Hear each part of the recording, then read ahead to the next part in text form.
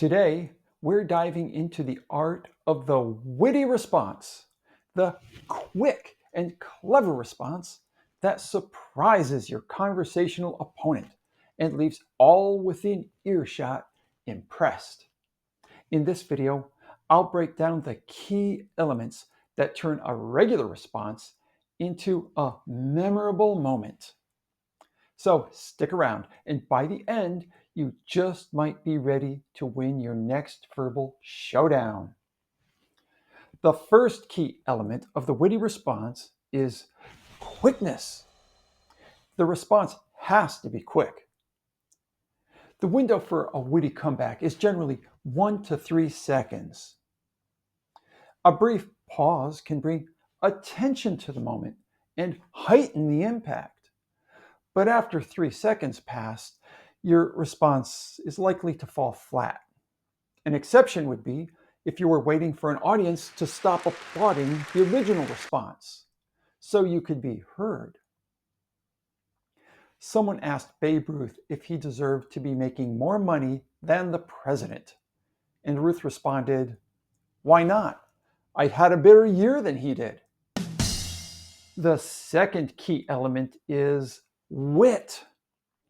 The response is witty, clever, or smart. Tina Fey and David Letterman were exchanging barbs.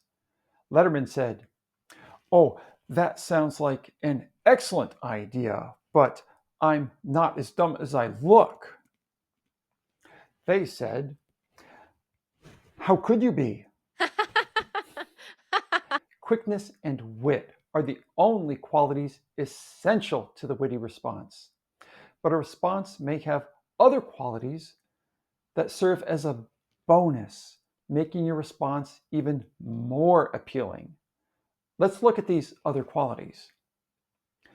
Reversal of pressure. There are times when someone puts pressure on you. You feel put down or hurt. It's such a lousy feeling. You wish so much that you could say something smart in return. Something that would reverse the pressure. During a debate with Walter Mondale, Ronald Reagan was asked if his advanced age would be a problem. Reagan said, "I am not going to exploit for political purposes my opponent's youth and inexperience." This response brought the house down. A humorous response is usually far more powerful than a serious response. Groucho Marx said, "I've had a perfectly lovely evening, but this wasn't it." Brevity. Shakespeare said, "Brevity is the soul of wit." Something gets lost when you use too many words. Someone told Calvin Coolidge that they made a bet they could get more than 2 words out of him. Coolidge said, "You lose." It's curious how the most celebrated witty remarks often lack verifiable origins. I have a feeling those lines get polished and refined as they're retold. Clarity. The effective response is understood easily. Someone said to presidential candidate Adlai Stevenson, "Every thinking person in America will be voting for you."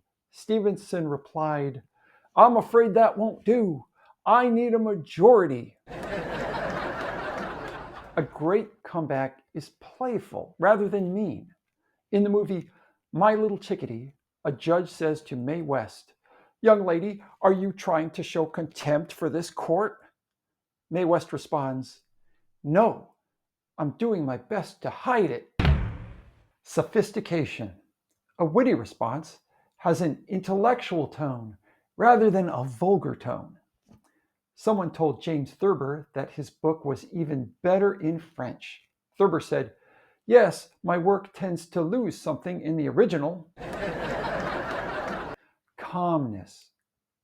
If someone threw punches at you and you defended yourself in a very relaxed manner, that would be more impressive than if you had a frightened look on your face and your body was tense and jerky. It's the same in a verbal exchange. A composer named Oscar Levant asked George Gershwin, George, if you had to do it all over again, would you still fall in love with yourself? Gershwin responded, Oscar, why don't you play us a medley of your hit? Self-assuredness. This is similar to the last one. Self-assuredness enhances a comeback. It's more impressive to show that you never doubted yourself than to show a moment of doubt and then say something clever. In the movie High Plains Drifter, somebody says to the Clint Eastwood character, what did you say your name was again? Eastwood's character says, I didn't. Similar structure. It's especially satisfying to use the structure of the original comment in your response. There's a witticism that's attributed to a conversation between Lady Astor and Winston Churchill. Astor said, if you were my husband, I'd poison your tea. Churchill replies, if you were my wife, I'd drink it. The structure of the reply is parallel to the structure of the original statement. Finally, we'll examine insight, the quality that provides new knowledge and deeper understanding. When someone told Einstein that 100 scientists said his theory was wrong, Einstein said, if I were wrong, one would have been enough. Einstein's comment was insightful. Most people might assume that if 100 scientists say he's wrong, he must be wrong. But Einstein astutely pointed out that his critic was relying on a large number of objections to make up for a lack of solid evidence. Let's shift gears now and examine specific attack strategies and effective counter-responses. Here's the premise rejection technique. Consider this. Someone challenges you with, after wasting millions of dollars, how can you justify asking for more money? A powerful response is, I reject the premise of your question. This directly challenges the assumption that millions of dollars were wasted, taking the power out of the original comment. Similarly, if someone declares, job satisfaction hinges on following your passion, doing what you enjoy, and staying committed to what you value. Therefore, you should quit a job you don't enjoy and follow your heart. You can counter with, I don't accept the premise of that statement.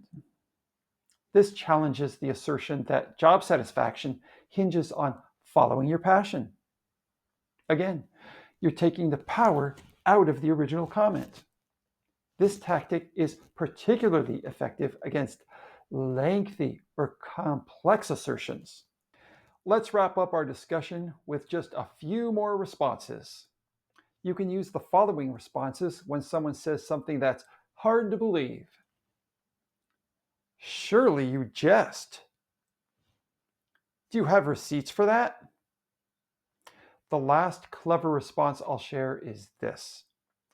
A teacher asked a student to name 6 animals that live in the Antarctic. The student responded, 2 polar bears and 4 seals. All right, that's a wrap on our tour of the witty comeback.